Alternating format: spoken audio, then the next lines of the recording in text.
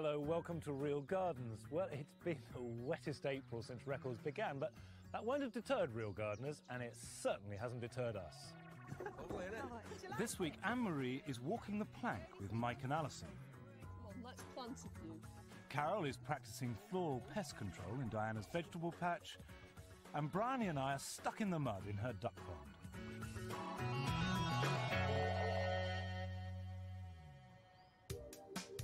This house in Stockport, and its rather muddy back garden, belonged to Alison Buckley and her fiancé Mike Woodall. They'll be moving in together after they get married next year. On her last visit, Anne-Marie Powell helped them to build a raised semicircular vegetable bed out of woven hazelwoods. As Alison is a trained chef, a vegetable garden was high on her agenda. Since then, they've already planted it up and made a second matching wattle bed on the other side of the garden. This is the first time that Anne-Marie has seen the finished result. These look absolutely stunning, don't they? Yeah, they Did it take you a long time to do this? well, actually, I didn't have anything to do with this. It was Mike and my dad. But Right. apparently they did this one properly and not slapdash like that one that you did. Cheeky sod. So apparently you did that all by the eye and not levelling it with a spirit level. And anyway, you've got these potatoes Oh, here. yeah, he's planted his potatoes. What's this sticking out here? What's that about? What is it? He hasn't planted them in the soil, has he? That's rubbish. That's coming What's out. he doing? Has he planted them in the bags? Yeah, we was panicking so much because we knew he was coming back and we didn't have enough time. So Mike said, we'll just drop the bags of compost with the potatoes in. And they won't notice. And we'll put the soil around. You're not supposed to know that's there. Where is he anyway? He's at work, he's got to work today. Yeah, he's coming down later, so... And, Right, I'll have him. Yeah. Before Mike gets back, Alison's keen to make a start on the wet and wild end of the garden. You muffled up to it. Oh, definitely. You can see that this area is really boggy and wet, isn't it? Yeah, it is. And I know you wanted a seating area somewhere down here, so I've had to think of a way of actually getting you from here down to there. So I thought that we could maybe build a boardwalk. Boardwalk, what's that? Well, you know that song, Under the Boardwalk? You better stick to gardening. But what it is really is it's a timber frame and it actually raises you above the ground, so you don't have to worry about all this boggy and uneven ground all around you. But there's tons of ways of doing it, so I've had to scratch my head a bit. And I think I've come up with a solution. Right, yeah, brilliant. And that's where your muscles come in. Right, come on, Pin. The plan is to make the boardwalk out of scaffolding planks cut in half. The planks will rest on these large logs, partially embedded in the ground. So if you just grab one, I'll show you how we'll do it. Do you want me to put this next to Put that? this one next to that, yeah? Yep. We'll be laying the planks in pairs side by side, but at each junction we'll stagger them to create a slight curve up the garden. Do you know what I mean? So it will wiggle up through like that. You see I've had the top cut off this timber. So literally you can just screw into a flat surface. So, but this will really distribute the weight because it's quite heavy and it won't sink because it's long enough. Right. So it's quite pleased with this. First, we're going to work out our curving route by laying out single planks. So where am I going then now? I think you should go there. Up here? Yeah. We could have used recycled timber. These planks are new, but they'll soon weather to a lovely silvery grey. So if you come up here and have a look, I know they're a bit wonky, but can you see you've got that really elongated S kind of shape? Yes, lovely. Just as the hard graft is about to start, the cavalry arrives in the form of Mike and his old friend John. Nice to meet you. Nice to meet you. Get a kiss as well. Hello. Lovely darling stuff. Mike and John's first job is log lugging. Whereabouts, Anne-Marie? Whereabouts do you want? Just everywhere where two boards meet, basically. While the boys lay each log in its place, I'm bedding in the first one at the bottom of the garden. This will determine the exact position of the others. Here's that spirit level you wanted. It's tiny, It's isn't only a it? little one, I can't find a little one. Will it do you? Each log needs to be level and firm, otherwise the wall will slope to the side and wobble. So we'll have to dig out and build up the uneven ground beneath each one until it's securely embedded. Can I just ask you? What? Are the planks being laid that way? Yeah. Because I always imagined a boardwalk that the planks would be laid that way. Yeah, I mean, you can have it either way. It doesn't matter. There's no rules. You can do whatever you want. But this way, there's far less cuts, so it's quicker, and you've got much more sort of resonance as you come down here. I mean, it's pointing you way down into the garden, isn't it? What's resonance? That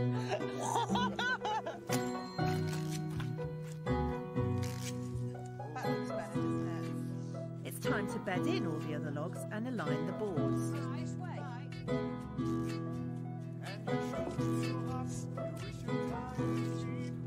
Can you just help us line these up? Yeah. Just with your eyes. Put it to John. Each pair of planks must be kept straight so that our gentle curve takes shape as we planned. Yeah, it's that over there, I bet, yeah.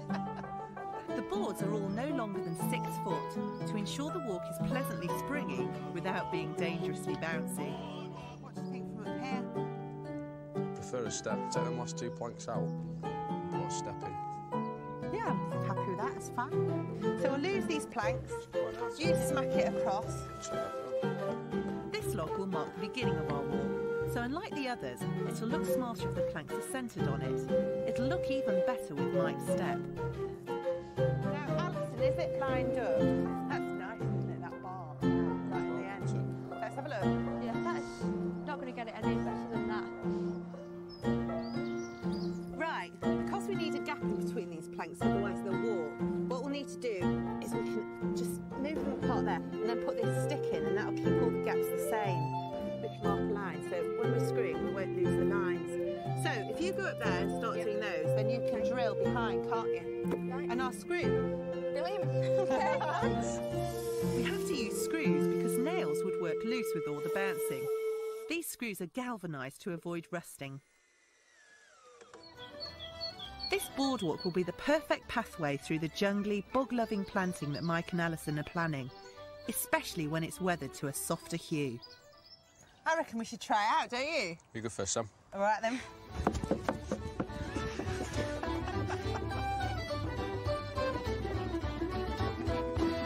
It's good, isn't it? Brilliant, Anne-Marie, yeah. The only thing missing is, though, some really big, luscious bog planting, yeah. innit? We'll have to get some. Hey, does that mean we get a day out shopping?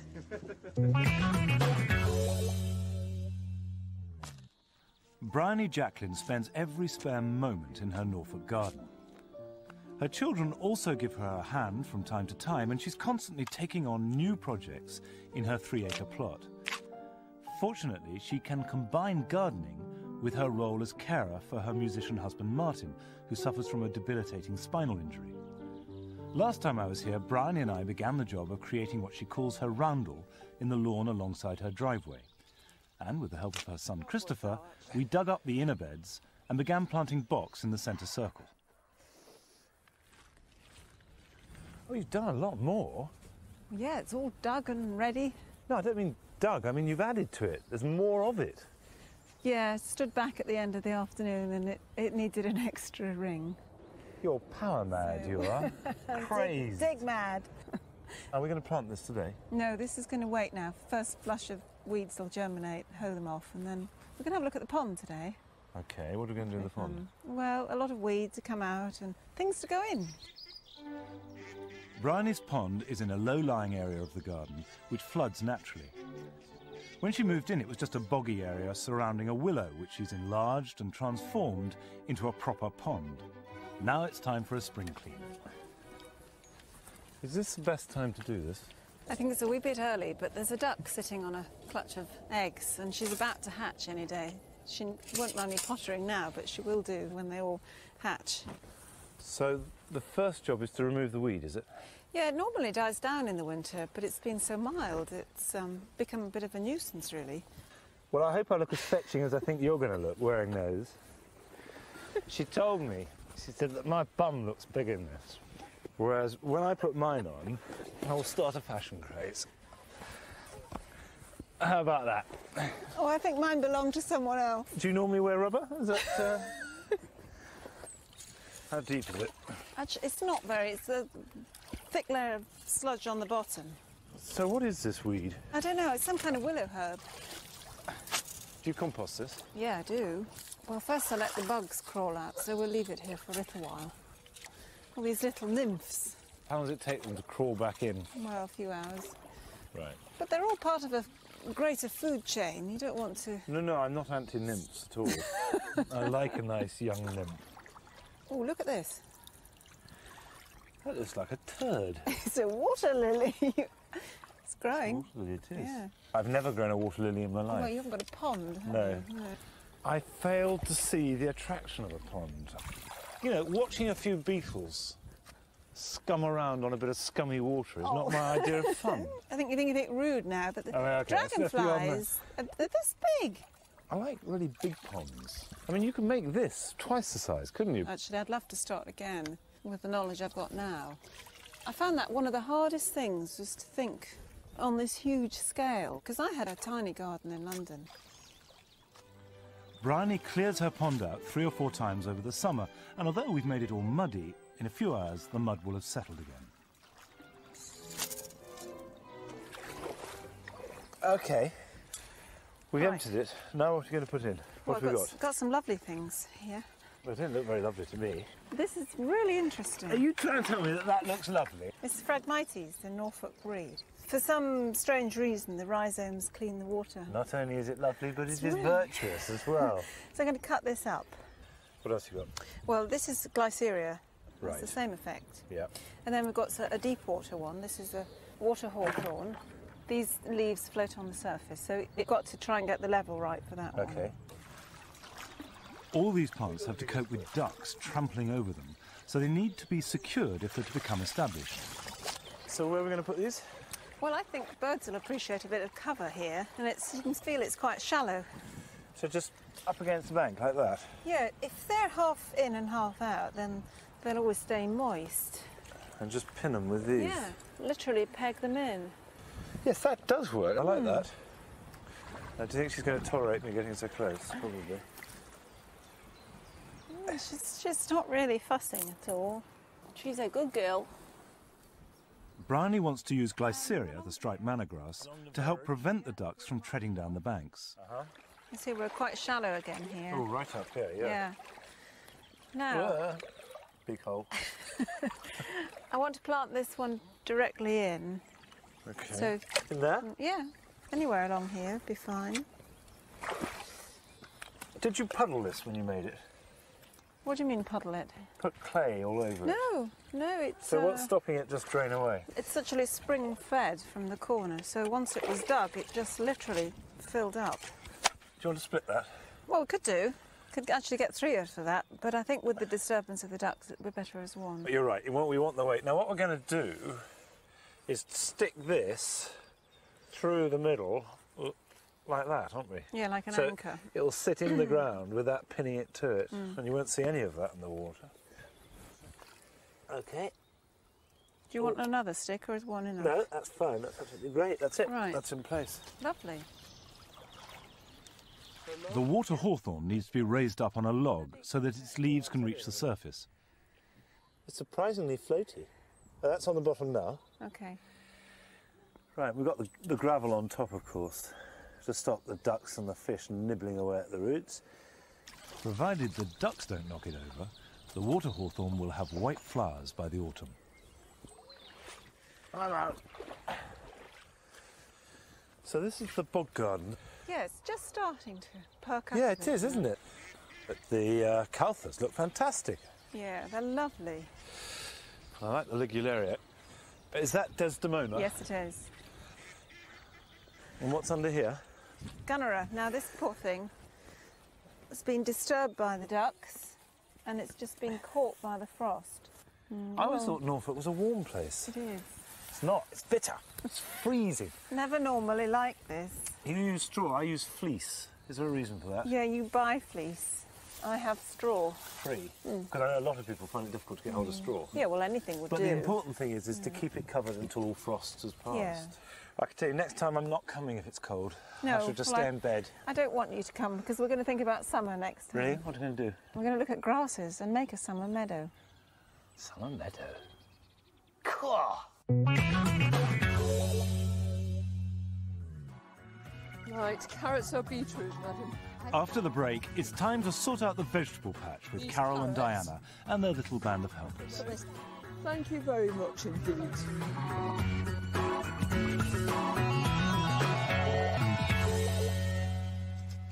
Welcome back. At this time of year, the weeds are growing faster than anything, and if you're an organic gardener like I am, there's nothing else you can do about it but just hand weed. And I use a hoe a lot. This is a Dutch hoe which just slices through the weeds. But it'll only do that if it's kept sharp, and I always carry a file with me whenever I hoe, and just every few minutes, just sharpen it up like a knife, and then it will cut through the weeds really well. There are a number of different types of hoes you could use. This is quite good because it's got 3 edges, and that means you can get in there amongst the plants and delicately work around them. But if you've got plants that you really value and they're very close together, I find this one's really good. It's an American one. It's called a circle hoe. And the cutting edge is there, and you work it like that, pulling it towards you. And because of this outer ring, nothing else but the weeds inside are going to get cut. Now, Carol is off to Felixstowe, where she's seeing Diana, Harold, plus a few members of her family. Diana is a retired teacher, but she's always busy, whether it's working in her garden or looking after her granddaughters, who love spending time with her. Look, Tess, that's a plant, those long ones, but that's a weed. On her last visit, Carol helped Diana make a path through her woodland area with bark chippings and timber stepping stones. It's helped to create a magical playground for the girls. They love it. They love that path. Pushchairs have gone round, the wheelbarrow's gone round, the children have gone round. I don't feel too precious about my garden. They can do what they like because, of course, I love them desperately. So if something gets broken off, it'll come again next year. I'm not too worried about it. Since Carol was last here, Diana has started work on the paths around her vegetable patch. She's enlisted the help of her son Conrad and her daughter Becky, who spent most of their Easter break shifting hardcore, but then they're used to being called in to help with the heavier work in their mum's garden. If you come round to visit, she's normally in the garden as opposed to in the house. She calls it pottering. Pottering.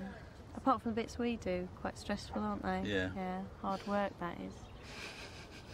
With the new paths done, Diana and Carol can now get on with planting into the vegetable beds. But first, they're digging in lots of well-rotted manure. Lovely muck. Look at that. Super. I mean, this is the whole idea of these deep beds, that you just take out a spit of soil, break up that subsoil, Yes. and then incorporate any bulky organic matter, and it's going to give your vegetables this fantastic deep root run. We're putting back the topsoil that we removed earlier, being careful not to dig it in, so that the rich manure remains at a deeper level and will draw the roots down once Diana has planted her vegetables. Now, you won't be able to plant in this for at least a week, maybe a little longer. These deep beds mean no compaction, never ever walk on it, just let it get on with it. So all those little air pockets will just have to gradually disappear and settle. Diana's got one bed which she prepared a couple of weeks ago, which is now ready for planting, surrounded by its new path. What a difference it makes! It must have taken you forever. They did. They're very aristocratic looking paths, aren't they? Oh, they are. Suitable for you. So, what are you going to plant where? Well, that beautiful bit there is for the more delicate Right. things. The fine tilth. The fine tilth. And I want to put some potatoes in. Right. And because it's a deep bed, I can put quite a lot in. You can put them very close together. That's the great advantage of Right. deep beds. They can be really intensively cultivated. Let's go and have a look what you've got. Yes. You're not going to be ever so thrilled, I'm afraid. Not all of Diana's seedlings have been successful, but her beetroot and carrots look very hopeful. Right, carrots or beetroot, madam? I think beetroot. Leave those there for now. If you can get them out of those modules, theoretically it's easy. It's a cinch. Diana's sown her beetroot in multiples of 5 or 6 into the modules. We're planting them in a clump, not bothering to thin them out. They'll simply jostle for space. Well, you've grown these beautifully. Well, it's a good You job I've really grown have. something beautifully, isn't it? So what we're going to do next, the carrots. Yes. Long carrots tend to fork if they come into contact with manure, but these patio carrots are small and round, and the roots will stay close to the surface. It's really important with carrots that you minimise any sort of bruising of the stems or leaves, because it's the smell that attracts the carrot fly. I've heard that you can put boards up at the sides because they fly low and don't get the scent. You can do all sorts of things. Physical barriers are the best. Mesh or fleece. Yes. Special sort of agri-fleece that you plonk on the top. Next into the bed are seed potatoes.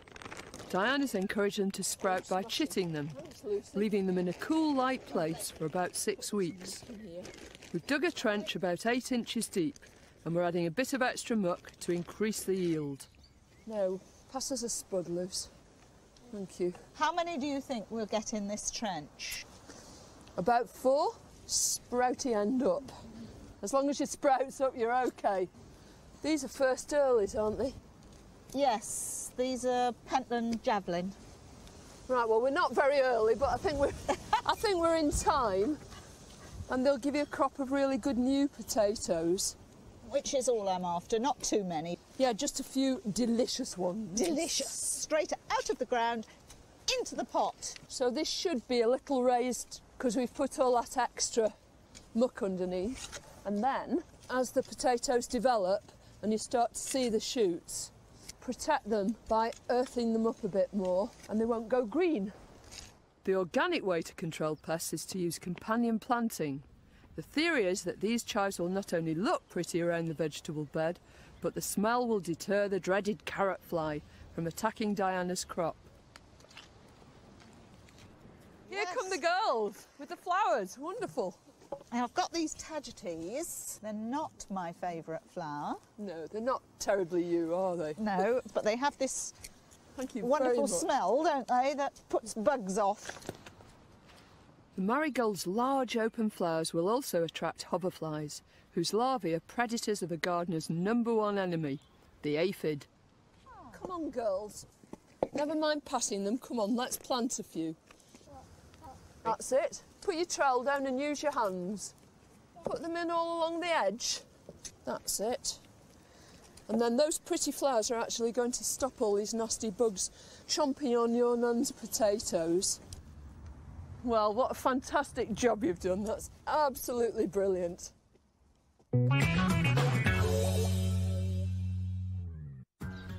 That's all we've got time for this week, and we shan't be back next week because you're getting a double dose of Brookside. But in a fortnight's time, we'll be back as normal when Anne-Marie is going to go shopping for plants with Lisa at the RHS show at Westminster. And Carol is getting all fruity with Adrian and Debbie down in Devon. And I'll be back here with Bryony, who's throwing things at me, where we're making a wildflower meadow. I'll see you then. Bye-bye.